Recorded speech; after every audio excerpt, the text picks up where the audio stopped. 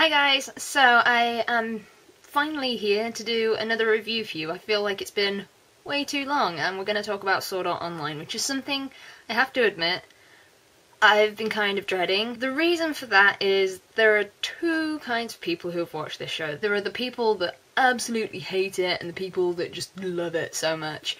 And there doesn't seem to be a middle ground where you sort of look back and forth between the two in complete bewilderment. So we're just going to jump into talking about it, and it's a 25 episode anime by A1 Pictures, who have brought us other shows like Ao no Exorcist and Anohana and Working, all of which are completely different shows, and I love them all for completely different reasons. To me, A1 Pictures is one of those studios that seems quite versatile in the fact that they can do a lot of different projects and they're all relatively good.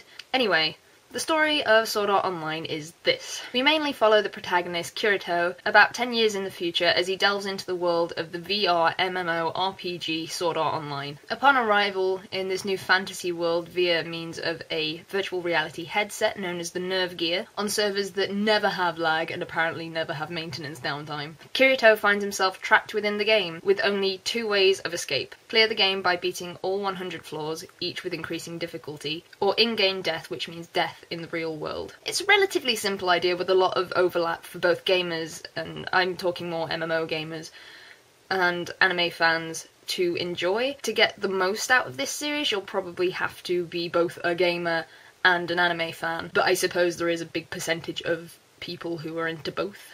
What I really want to talk about first is comparing it to an MMO, because this actually is something to do with the story in my mind. When I compare it to an MMO, it's actually kind of eerie. So right from the first episode, that episode seems to serve as a tutorial to a slump in action episodes that sort of take on this fantasy slice of life kind of feel to it, where for me it actually had the feel of grinding fetch quests, and they had like a lot of action orientated episodes which reminded me a lot of instances in World of Warcraft.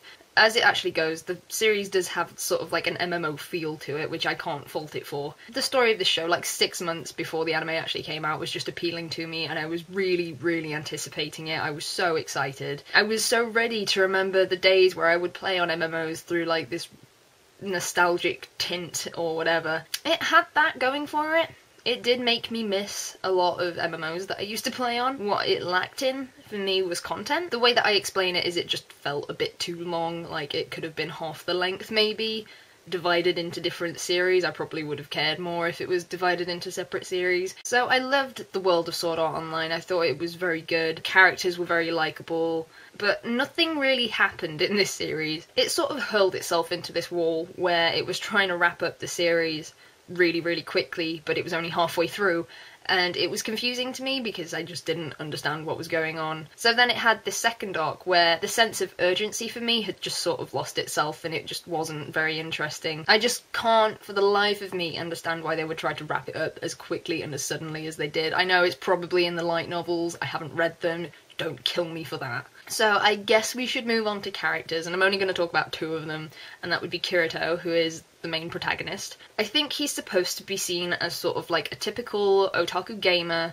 who spends all of his time basically playing virtual reality games, and he's really good at them. One of the big things with him is he was in the beta test, which you find out in the first episode, so it's not a spoiler. He was in the beta test for Sword Art Online. I think that aspect of his character was more just because it was convenient. He was always really good at the game compared to a lot of other people. What was interesting with Kirito is that he was never really a weak character. Like with your typical shonen series, you start off like you can't do anything because you're a really weak character and you sort of grow your skill, but in this case that wouldn't have made sense because he probably would have died pretty quickly. And next we have the female protagonist, who is Asuna. She's part of a guild known as the Knights of the Blood Oath, and she's a ridiculously powerful character. She has like immense amounts of skill in different things. For a female character, it's a good thing to be skilled, and she doesn't need protecting, and that's nice. I thought she was a really strong female character, and I didn't hate her, which is...